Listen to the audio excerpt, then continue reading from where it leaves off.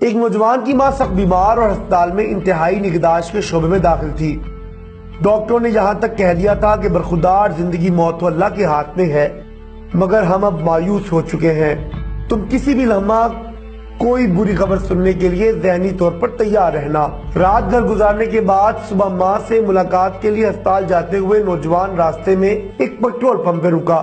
Petrol بھروانے کے لیے اپنی باری کا انتظار کرتے ہوئے اس کی نظر سروس شاپ کی دیوار کے پاس پڑی، جہاں ایک بلی نے خالی ڈبے کے نیچے بچے دے رکھے تھے۔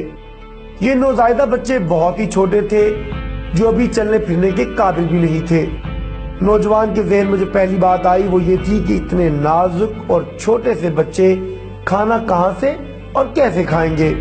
یہ خیال آتے ہی اسے اپنی کار ایک طرف ہٹا کر بند کی، پاس ہی کھڑی ایک ریڑھی سے چھوٹی چھوٹی مچھلیاں خریدی اور اسے بلی کے بچوں کے پاس رکھا۔ بچوں نے کھانا شروع کیا تو وہ خوش ہو کر اپنی کار کی طرف گیا اور پیٹرول بھروا کر ہسپتال جا پہنچا۔ جیسے ہی اسے اپنی ماں کے کمرے میں جھانکا تو بستر خالی پا کر اس کی آنکھوں تلے اندھیرا چھا گیا۔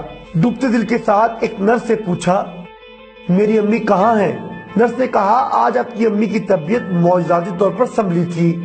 اسے جیسے ہی ہوش آیا تو ڈاکٹر نے کہا تھا اسے تازہ ہوا لینے کے لیے باہر لے جاؤ، تو ہم نے اسے کوریڈور سے باہر لان میں بٹھا دیا ہے، آپ اسے جا کر مل سکتے ہیں۔